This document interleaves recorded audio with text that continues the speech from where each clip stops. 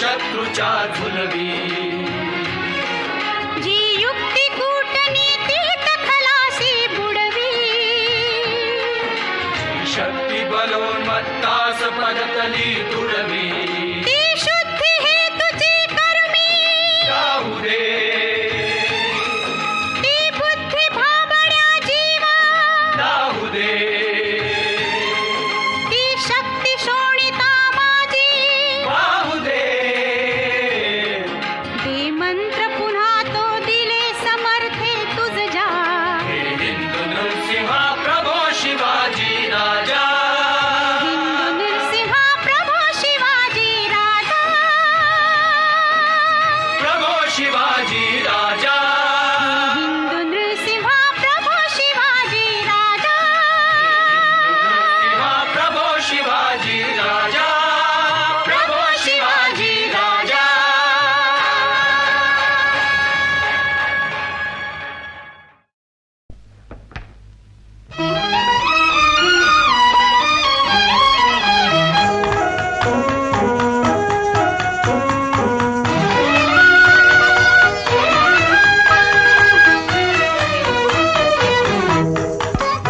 सूर आम्ही सरदार आम्हाला काय कुणाची भीती देवदेशन धर्मापायी प्राण घेतल हाती सूर आम्ही सरदार आम्हाला काय कुणाची भीती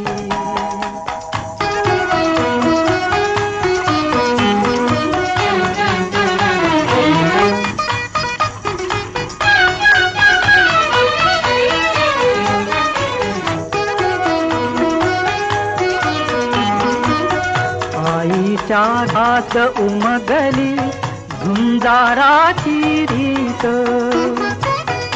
आईच्या गर्भात उमगली झुंजाराची रीत तलवारीशी लगीन लागल जडली येडी प्रीत लाख संकट झेलून घेईल अशी पहाडी छाती देवदेशन धर्मापायी प्राण घेतल हाती सूर आम्ही सरदार आम्हाला काय कुणाची भीती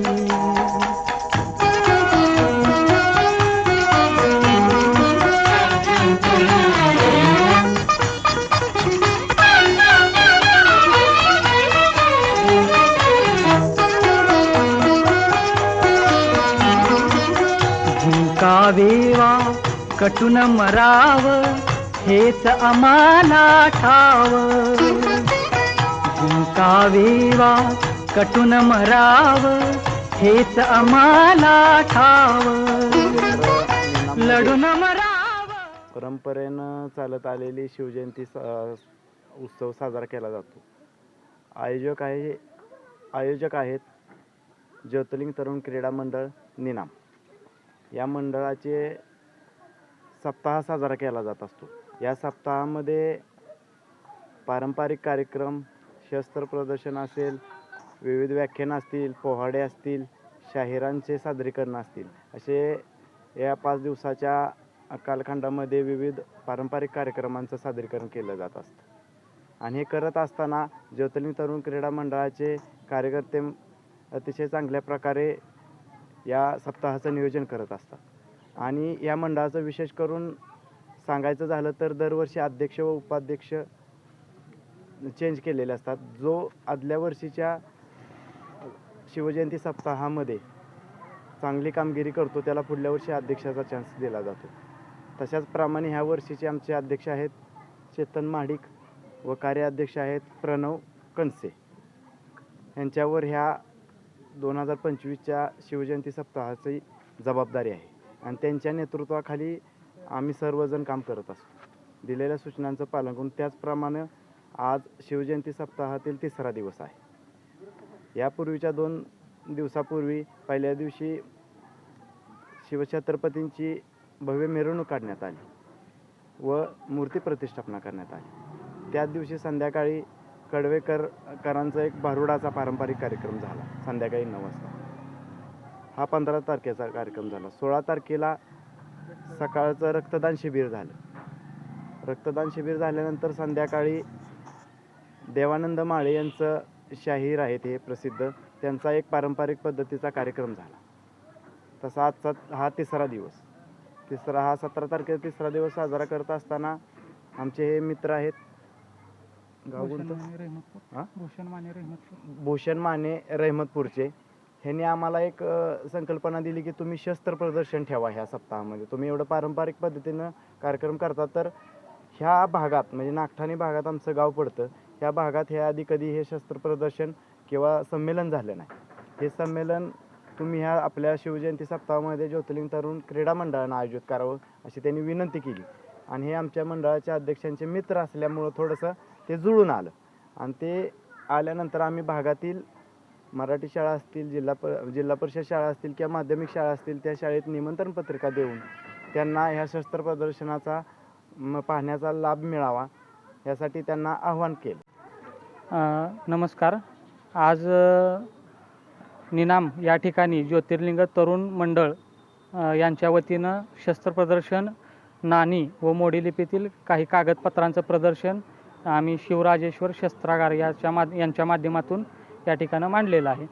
तर साधारण शस्त्र म्हटलं की लोकांच्या मनात खून खराबा किंवा एक क्रौर्य निर्माण होतं, परंतु एक शस्त्रांमधून शिवाजी महाराजांचा इतिहास समजून घेण्याची भूमिका आणि समजून सांगण्याची भूमिका आम्ही या ठिकाणी पार पाडत आहोत. आणि ज्यावेळेस शस्त्रांमधून शिवाजी महाराज काय आहेत आणि शस्त्रांमधून युद्धकला कशी किंवा युद्ध कशी खेळले जायचे, कोणत्या बेसवर खेळले जायचे याची माहिती आम्ही या ठिकाणी अनेक शाळा किंवा अनेक आसपासच्या गावातील जे लोक येत आहेत त्यांना आपण याद्वारे माहिती देत असतो. तर आत्ता आपल्या मागे जी आहे ती आहे मराठा सरळ धोप प्रकार, यालाच इंग्लिशमध्ये मराठा बास्केट हिल्ट असंही नाव आहे. तर या तलवारीचं वैशिष्ट्य असं की ज्या प्रकारे असा भ्रम आहे की बाबा तलवार 65 किलोची आहे, 60 किलोची आहे, तर हा भ्रम मोडून काढण्याचं काम या संग्रहाच्या माध्यमातून होतं. ते असं की या संग्रहातील कोणतीही तलवार तुम्हाला 1200 ग्रॅमच्या वर सापडणार नाही. जितकं शस्त्र वजनाला हलकं तर तितकंच ते युद्धामध्ये चालवण्यासाठी उत्कृष्ट. तर या ज्या 4-4.5 फुटाच्या 50 इंच, 52 इंच, काही 48 इंचाच्या ज्या तलवार आहेत त्या एकही 1200 ग्रॅमच्या वर नाही आहेत. त्यात पण वैशिष्ट्य असं की 2 नाळ, 3 नाळ, 1 नाळ या प्रकारातील या फक्त मराठा धोपचं कलेक्शन आहे. आणि या ठिकाणी जर बघितलं तर या धोपचाच एक वक्रधोप हा जो प्रकार आहे, तर त्या वक्रधोपची जी नावं आहेत, विविध अंगांची नावं, ती पण आपण या ठिकाणी लिहिलेली आहेत, जेणेकरून तलवारीला कोणकोणते अंग आहेत हे इतरांच्या सुद्धा लक्षात आलं पाहिजे. त्याचप्रकारे या ज्या आहेत त्या वक्र प्रकारातील काही तलवारी आहेत आणि यातील अनेक प्रकार आहेत, पण त्यातले 2 प्रकार आपण या बोर्डला लावलेले आहेत. त्याचप्रकारे भाला म्हटलं की भाल्याचं फक्त फाळ आणि काठी आपल्या नजरेसमोर येते, परंतु भाल्याचे काही प्रकार आहेत, जसं की सांग आहे, विटा, बर्ची, पदातिकुंत, अश्वकुंत, गजकुंत असे भाल्यांचे प्रकार आहेत. तर त्यातील हा जो प्रकार आहे हा विटा प्रकार आहे. विटा म्हणजे आपण कधी पन्हाळगडावर गेलो तर शिवा काशीद यांच्या हातात जे शस्त्र दिसतं ते हे विटा आहे. याची जी दोरी आहे याला काढणी म्हणतात.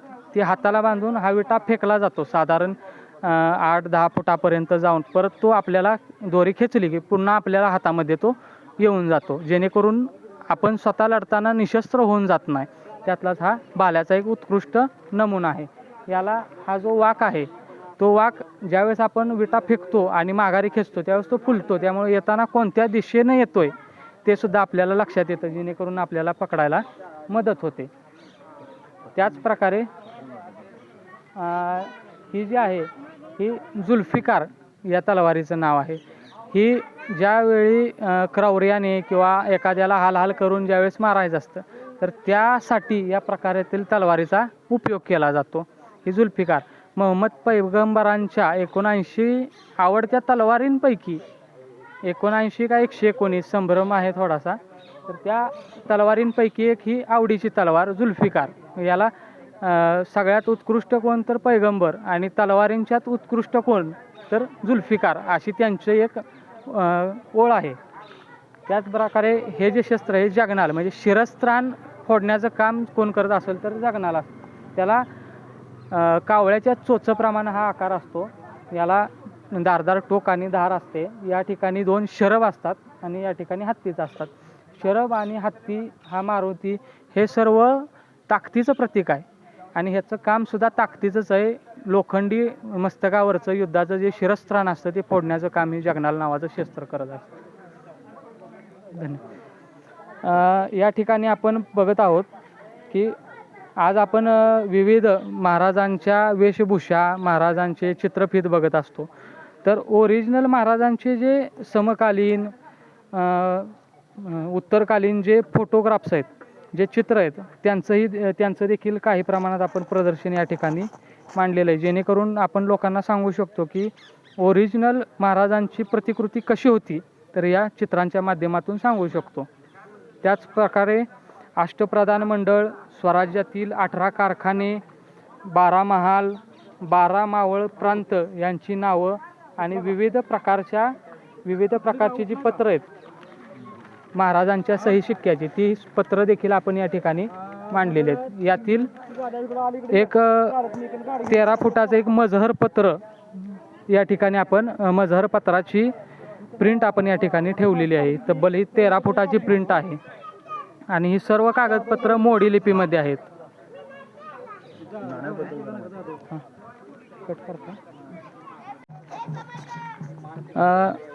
छत्रपती शिवरायांचा ज्यावेळेस 1674 साली राज्याभिषेक झाला तर राज्याभिषेक वेळी महाराजांनी काही बदल करून घेतले. त्यातील एक प्रमुख बदल म्हणजे स्वराज्याचं चलन.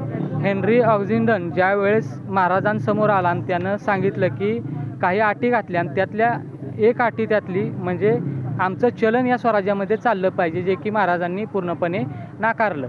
आणि त्याचा महाराजांचं एक चलन या ठिकाणी आहे.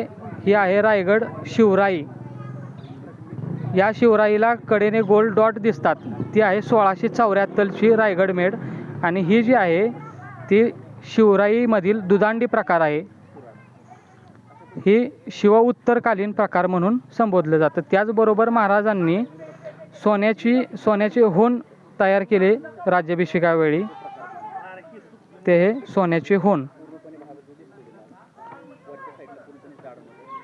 असे प्रकारची नाणी आहेत आत्ता कवडी पूर्ण कवडी शिवराई म्हणजे ही पूर्ण शिवराई, परत बहमनी, नागा पद्मावती, मुघल, आदिलशाही, बहमनी आणि जिताल. आणि इकडं आहेत ती आपली स्वतंत्र भारताची.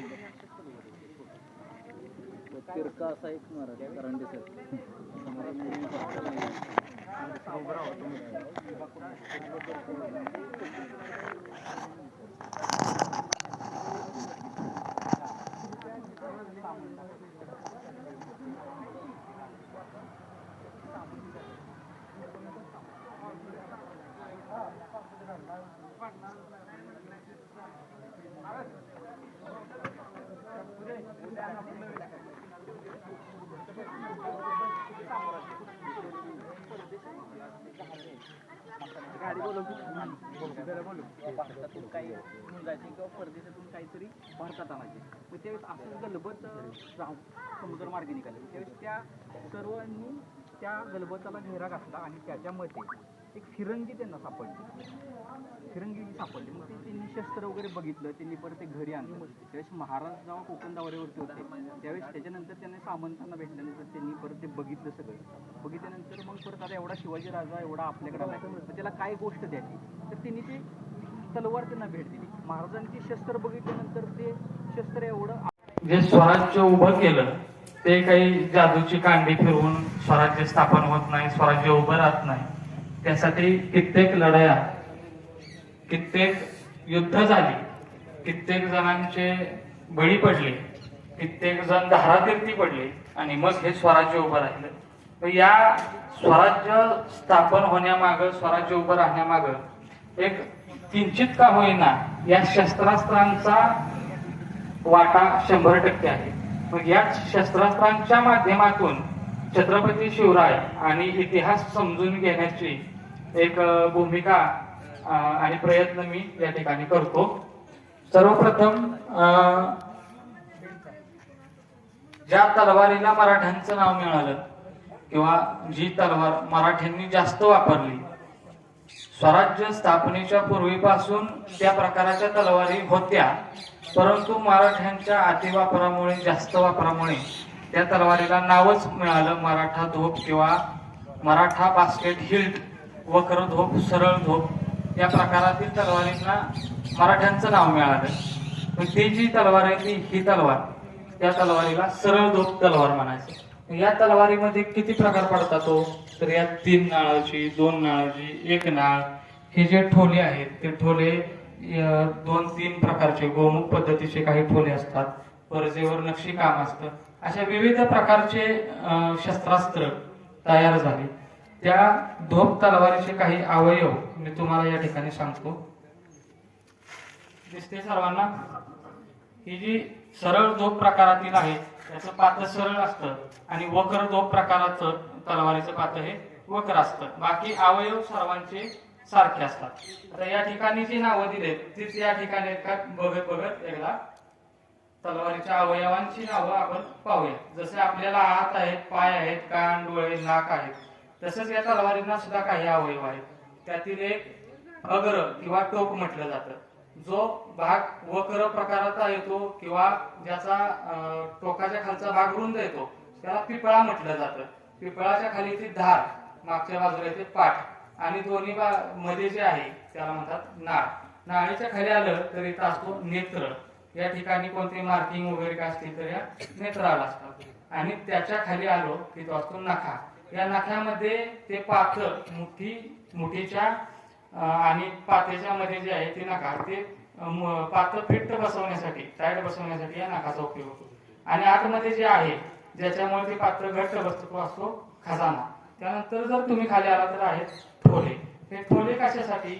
तलवारीवर जर एखादा घाव पडला, तो घसरून खाली आला तर तो या ठिकाणी अडवला जातो. आणि यानंतरही खाली आला तरी बोटांना कोणताही दुखापत होऊ नये म्हणून खाली परज आहे, दिसते परज, ही आहे परज.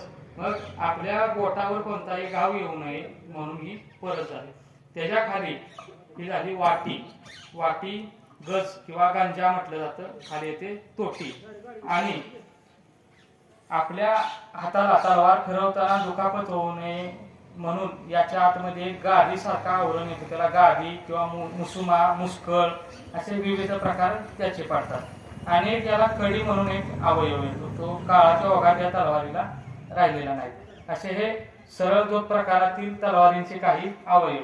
हेच अवयव वक्र धोप तलवारीला सुद्धा असतात. परंतु ज्या राजपूत प्रकारातील तलवार आहेत,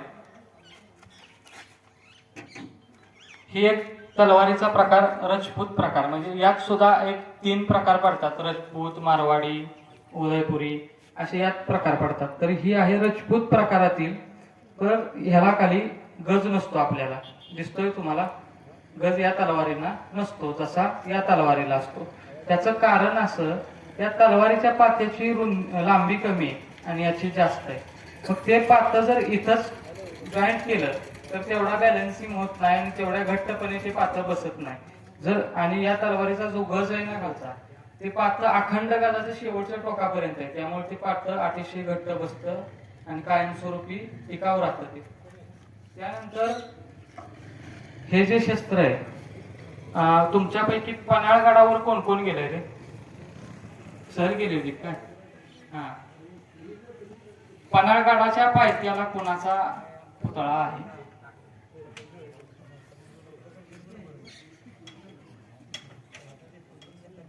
शिवा काशीदांचा आहे. असे एक शस्त्र हातामध्ये घेतलेलं आहे, ते हे शस्त्र विटा. या शस्त्राचा उपयोग असा, भाला ज्यावेळी एखादा सैन्य फेकून मारतो त्यावेळेस तो निशस्त्र होऊन जातो. चालवण्याची पद्धत 2-3 प्रकार, भाल्याचे पावित्र्य वेगळे, चालवण्याचे पावित्र्य वेगळे. पण ज्या वेळेस एखादं शस्त्र आपण फेकून मारतो त्यावेळेस तो सैनिक निशस्त्र होऊन जातो. लढणार कशाच्या जीवावर? म्हणून हे शस्त्र एक मराठ्यांनी अवगत केलेलं शस्त्र. याची ही दोरी हाताला बांधली जाते, त्याला काढणी म्हणतात. साधारण एक 10 फुटापर्यंतचा शत्रू असा टिपून पुन्हा दोरी खेचली की हातामध्ये येतं हे शस्त्र. 10 तलवारबाजांवर एक खांडेकरी, खांडा एक तलवारीचा प्रकार, 10 खांडेकऱ्यांवर एक पट्टेकरी, दानपट्टा जो म्हणतो, आणि 10 पट्टेकऱ्यांवर एक विटेकरी. इतकं ते विटा चालवणाऱ्याचं कौशल्य दांडगा असतं. असं हे विटा. त्याला हा जो गोंडा आहे तो वाकाचा बनवलेला असतो. हा कशासाठी? तर्क वितर्क अनेक वेगवेगळे आहेत. पहिला तर्क वितर्क असा की जे रक्त या फळाला लागतं ते हातावरती काठीवरती येऊन काठी निसरटी होऊ नये यासाठी. दुसरा, ज्यावेळी आपण हे शस्त्र फेकतो आणि खेचतो, जर ते उलट फिरलं तर मग हा गोंडा ज्यावेळेस शस्त्र खेचतो त्यावेळेस फुलतो वाऱ्याच्या वेगाने, आणि फुलल्यानंतर आपल्याला येताना दिसतं की तो कुठल्या दिशेने येतोय, मग आपल्याला पकडायला सुद्धा बरं पडतं. असा दुसरा तर्क वितर्क. तिसरा तर्क वितर्क काय सांगतो? तुम्ही कधी कावळ्याची झुंज बघितली व्हिडिओमध्ये वगैरे? कावळ्याची म्हणतोय, सॉरी, कोंबड्याची. ज्यावेळेस एकामेकावर झुंजत असतात त्यावेळेस ते पिसारा मानेचा फुलवतात. ज्यावेळेस सिंह एखाद्यावर अटॅक करतो त्यावेळेस त्याचा आयाळ फुलवतो. साळींदर अटॅक करतं त्यावेळेस त्याचं काठी फुलवतो.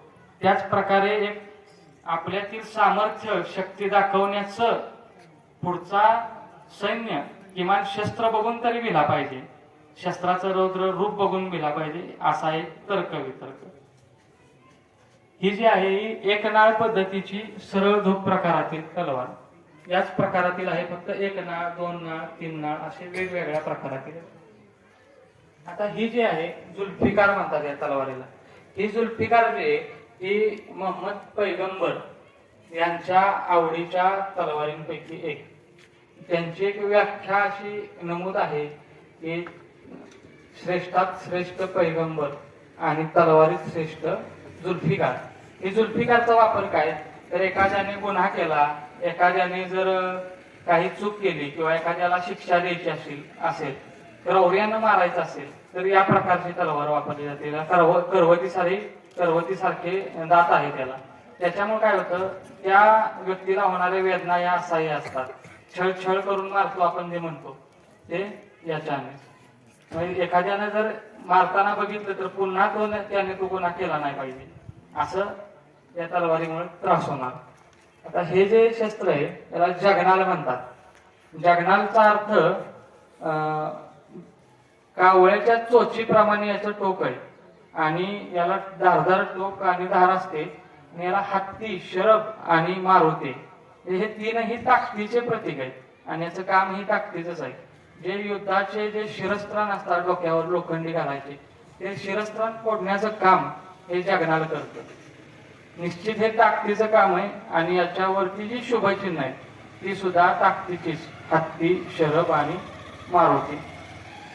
त्याच या प्रकारातील 2 प्रकारातील या 3 नाळ या प्रकारात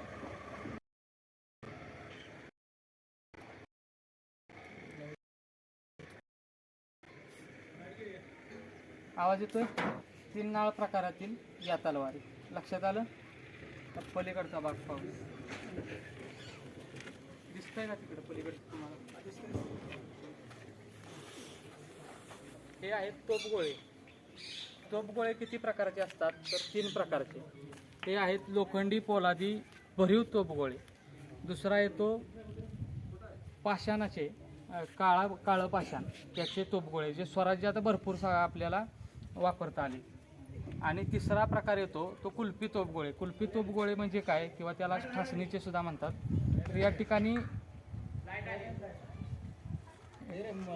याच तो तोफगोळ्याला आणि त्यातून दारू ठासली जायची. मग आपण जे बघतो आता पिक्चरमध्ये की आपण जे बघतो एखाद्या पिक्चरमध्ये की तोफेनं गोळा सोडला आणि तो जिथं पडतो तिथं असा मोठा स्फोट होतो. तर या प्रकारचे तोफगोळे साधारण 17व्या शतकानंतर उदयास आले. 17व्या शतकाच्या आधी अशा प्रकारचे भरीव तोफगोळे होते. तोफगोळे किंवा तोफा ह्या जास्तीत जास्त बुरुज किंवा तटबंदी पाडण्यासाठी केला जायचा वापर. ना की सैन्यावरती आक्रमण करण्यासाठी कमीत कमी. पण तटबंदी आणि बुरुज पाडण्यासाठी तोफांचा वापर जास्त झाला गेला. अशा तोफगोळ्यांचे हे 3 प्रकार: पोलादी भरीव, दगडी आणि ठसणीची किंवा कुल्फी तोफगोळा असंही म्हटलं जातं त्याला. आता हे जे 2 शस्त्र आहेत, ही जी तलवार आहे, आपण एखाद्या समारंभात जातो, कार्यक्रमात जातो, त्यावेळेस आपली घालायची कपडे वेगळे असतात आणि ज्यावेळेस आपण शेतात जातो त्यावेळेस घालायचे कपडे वेगळे. तुम्ही शाळेत जाता, शाळेचा युनिफॉर्म तुमचा वेगळा आहे. त्याच प्रकारे शस्त्रातही बदल आहेत. युद्धाची शस्त्र वेगळी, ही झाली युद्धाची तलवार. ही आहे मानाची किंवा एखाद्याला भेट दिलेली किंवा समारंभात जाण्यासाठीची ही अशी तलवार. काही वेळेस या तलवारींना सोनं, चांदी याचं सुद्धा नक्षीकाम केलेलं असतं. तर या तलवारीला नक्षीकाम म्हणजे काय, तर पूर्णपणे जाळीची मूठ आहे आणि अतिशय वजनाला हलकी, पातळ, नाजूक, अतिशय लवचिक, पातळ आणि वजनाला हलकी. म्हणजे या संग्रहातील सर्वात कमी 734 ग्रॅम फक्त या तलवारीचं वजन आहे. जो काय आपल्या मनात संभ्रम आहे की तलवारी या 60 किलो 65 किलोच्या तलवारी, हा पूर्णपणे चुकीचा आहे. तुमच्या समोर किती तलवारी दिसत आहेत, यातली कुठलीही काढून वजन करून बघा, 1200 ग्रॅमच्या वर एकही तलवार भरणार नाही. 1 किलो 200 ग्रॅम. या तर तलवारी सगळ्या 1100 ग्रॅमच्या आहेत. 1200 सुद्धा भरायचं कठीण आहे.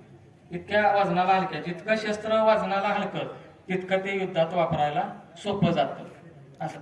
आणि यात छत्रपती शिवरायांनी, जी लोक सांगतात की शिवरायांनी ही तलवार केली वगैरे, तर या तलवारी पूर्वीपासून आहेत, नाही असं नाही, तलवारी पूर्वीपासून आहेत. पण महाराजांनी काय केलं तर स्पेनवरून या तलवारीच्या पात्यांची आयात करून घेतली. त्या तलवारींच्या पात्याच्या या नाळमध्ये अशी मार्किंग येते, वेगवेगळे अक्षर कोरलेले असतात.